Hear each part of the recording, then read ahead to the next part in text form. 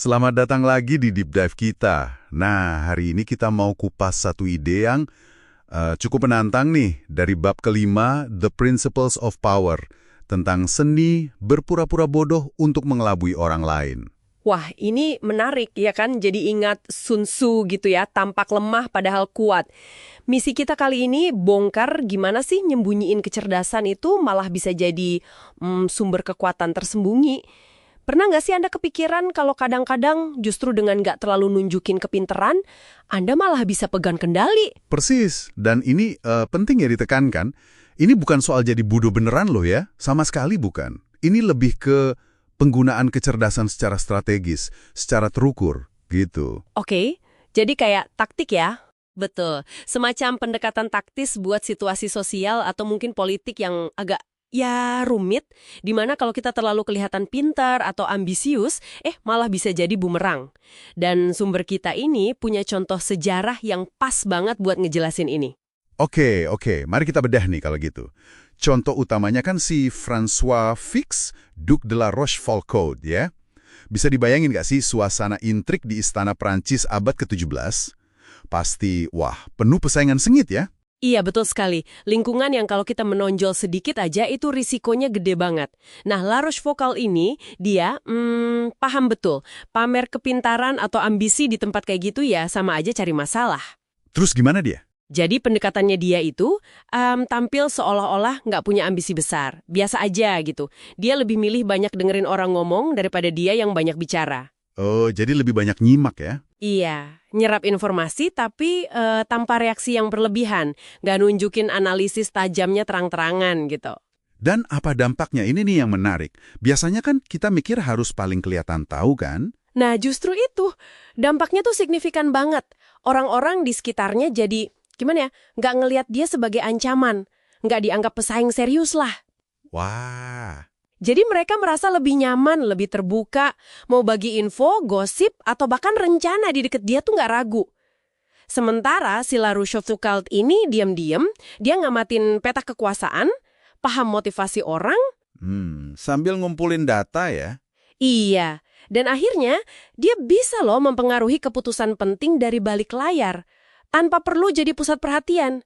Dia dapat insight yang berharga banget justru karena nggak dianggap berbahaya. Wah, ini sih manuver yang cerdik banget ya.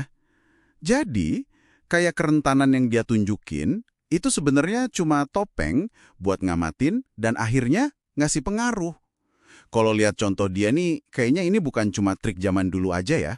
Relevan banget nggak sih buat Anda di zaman sekarang? Gimana caranya kita bisa terapin ini?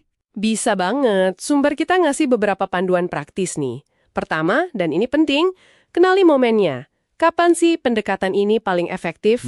Jadi nggak bisa asal ya? Nggak bisa. Misalnya, pas Anda baru masuk lingkungan baru, gitu kan? Atau pas lagi berhadapan sama orang yang gampang ngerasa terintimidasi sama kecerdasan orang lain. Atau mungkin dalam negosiasi awal, di mana Anda pengen pihak lain lebih banyak buka kartu duluan. Oke. Jadi harus pinter baca situasi banget ya.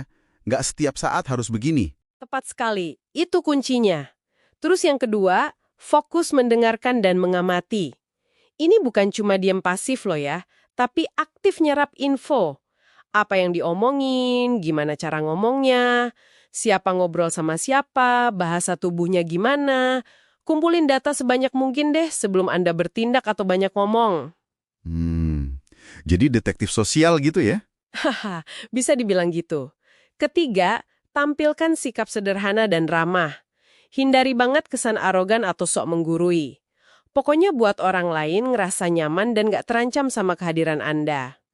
Nah, ini agak kontras ya sama nasihat umum yang sering kita dengar yang nyuruh kita buat selalu menjual diri, tunjukin kelebihan terus. Betul. Makanya tips keempat itu jangan pamer prestasi berlebihan. Biarin aja tindakan atau hasil kerja Anda yang bicara. Atau biarin orang lain yang nyimpulin sendiri kemampuan Anda. Biarkan karya yang berbicara gitu ya. Kayak gitu. Kelima, gunakan informasi yang udah terkumpul dengan bijaksana. Pengetahuan yang Anda dapat dari observasi diam-diam tadi, itu kan aset. Gunain buat bangun pengaruh atau buat ngambil keputusan yang lebih pas. Oke. Dan yang terakhir nih, ini krusial banget. Jaga keseimbangan. Tujuannya kan bukan buat kelihatan inkompeten selamanya. Bukan buat dianggap bodoh beneran. Harus tahu kapan saat yang pas buat nunjukin kemampuan Anda kalau emang situasinya nuntut. Oke, jadi ini semua intinya soal mengelola persepsi orang lain tentang Anda ya, secara sadar. Bukan soal nipu, tapi lebih ke arah ngendaliin gimana dan kapan kemampuan Anda itu kelihatan sama orang lain, demi mencapai tujuan tertentu. Nah, jadi apa artinya semua ini buat Anda, para pendengar? Ya, poin kuncinya itu sebenarnya adalah penggunaan yang penuh perhitungan dan kesadaran situasional yang tinggi. Ini tuh alat navigasi sosial lah dalam dunia yang seringkali, ya kita tahu sendiri, kompleks.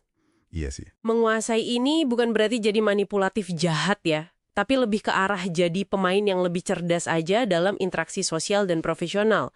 Kemampuan buat baca situasi dan nyesuaiin penampilan diri itu bisa banget buka pintu yang mungkin tadinya tertutup kalau Anda selalu tampil all out gitu. Menarik sekali. Nah, sebagai penutup nih, ada satu hal buat Anda renungkan. Setelah dengerin diskusi kita ini, coba deh pikirin. Dalam situasi apa ya di kehidupan Anda sendiri, mungkin di tempat kerja, atau pas lagi negosiasi penting, atau bahkan dalam dinamika keluarga atau pertemanan, pendekatan berpura-pura bodoh ini kira-kira bisa Anda gunakan secara etis untuk dapetin pemahaman yang lebih dalam atau mungkin mencapai hasil yang lebih menguntungkan buat semua pihak. Coba direnungkan.